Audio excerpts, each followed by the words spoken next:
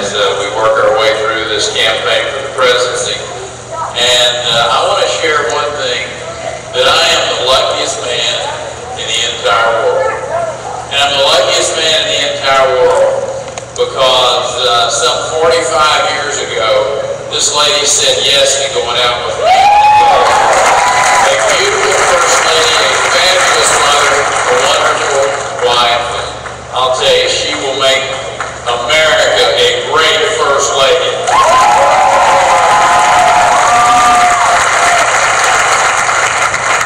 Also want to take just a second to say thanks to a couple of fine conservatives who are also on our team. I'm proud to have them helping great leaders, John Steinberger and Paul Pam Olson. So thanks to both of them. Florida's on a roll.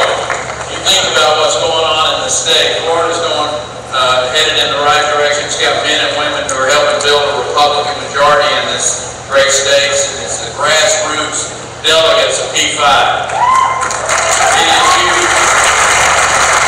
And I want you to know I'm getting on a plane when the debate's over with, and I'm not going back to Texas. I'm staying in Florida.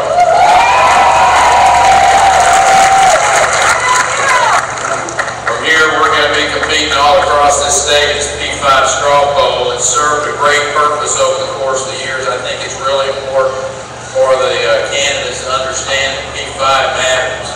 Ronald Reagan understood P5 matters in 1979. I've enjoyed traveling across the state, getting to know a lot of folks in recent weeks, campaigning the only way I know how. That's just a true believer in the conservative principles that have made our country great.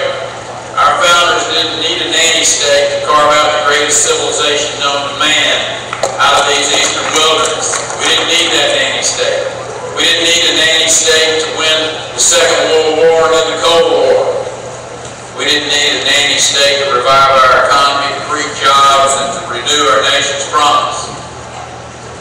This larger government that's growing, we see our freedoms shrinking.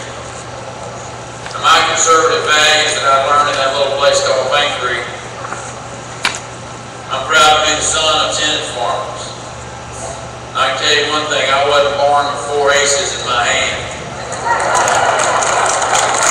We weren't wealthy in material things, but we were sure rich in a lot of other things. We were rich in spirit, we were rich in value. And I wasn't helping my mom and dad. I wasn't helping my mom and dad grow cotton out on the farm or attending Paint Creek Rural School. You can generally find me over at Mr. Overton's place, participating in Troop 48 of the Boy Scouts of America, working on my Eagle Scout. What I learned growing up on a farm was a way of life that was centered around hard work, on faith and family. Those values stick with me today. But you know, it wasn't until I graduated from Texas A&M University and was flying tactical airlift around the world that I really appreciated the blessings of freedom. To paraphrase both Abraham Lincoln and Ronald Reagan, I realize that the United States of America really is the last best hope of mankind.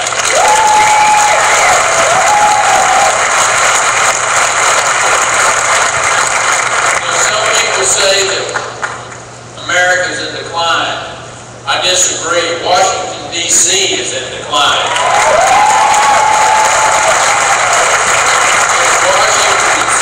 Washington's insatiable desire to spend our children's inheritance on this failed stimulus plan and our misguided economic theories that have given us these record debt and left far too many of our citizens unemployed.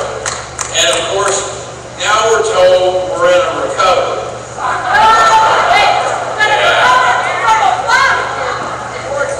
It sure doesn't feel like a recovery.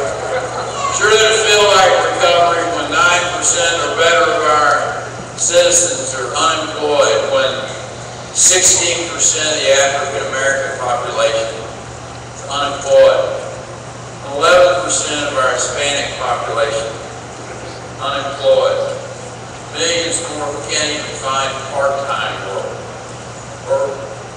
just completely stopped looking.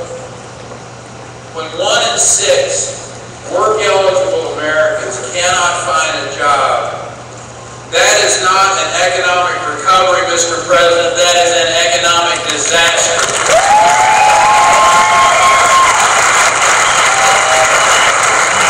We cannot live with, we cannot afford 4 more years of this high unemployment, this failed stimulus, this record debt, the loss of our credit.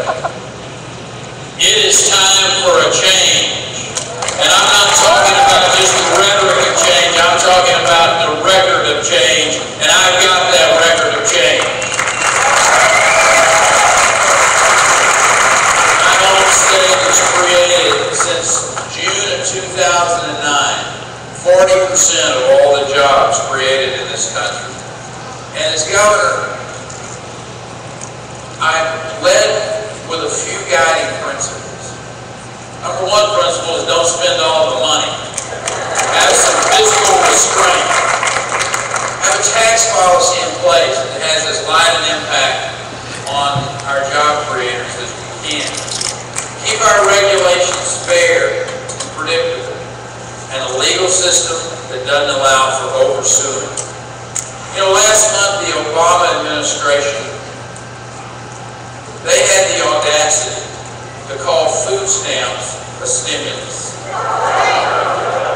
Food stamps are a symptom of the problem, Mr. President. They're not the solution. And the problem is too many Americans can't find work today because this administration's big government policies. The problem with the liberals is that they think there is a government answer to every problem.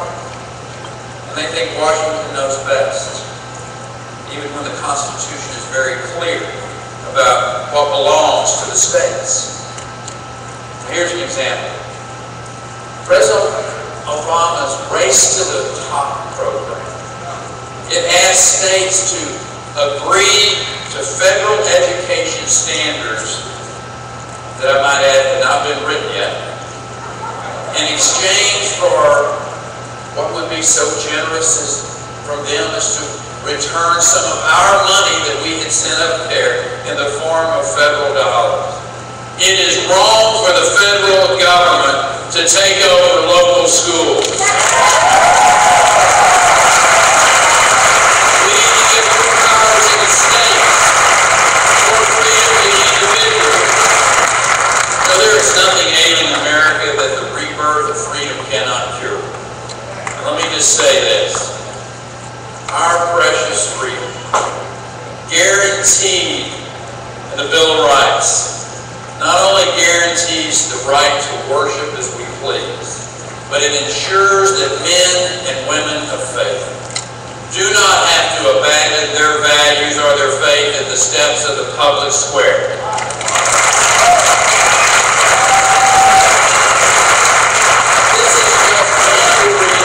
This is just one of the reasons that I have consistently appointed strict constructionists to the bench in Texas, and I will continue to do so as your president.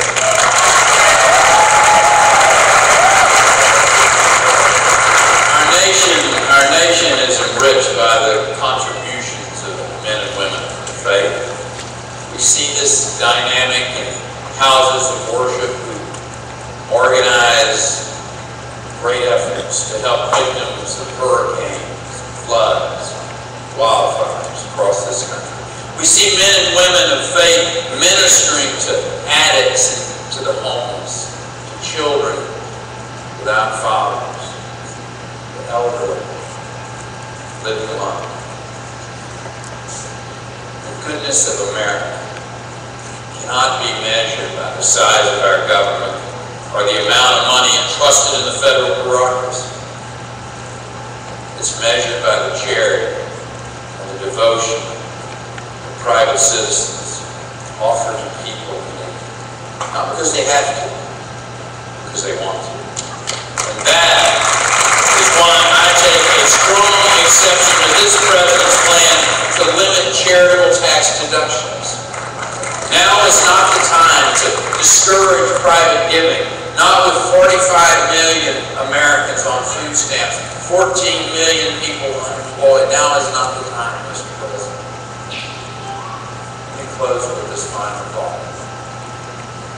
this governor who has made a great deal of decisions and consequences over the years. I couldn't have done so without being driven to my knees on many occasions. As I campaigned for president, I don't only ask you for your vote and your support. I ask you for your prayers. I ask you to pray for our country. I ask you to pray for our president, to give him wisdom, to open his eyes. I ask you for the prayers for the health and the healing of a country that will transcend party politics, as does our Creator, whose purposes and ways cannot be co-opted by any political party. I want to quote Abraham Lincoln. My concern is not whether God is on my side. My greatest concern is to be on God's side.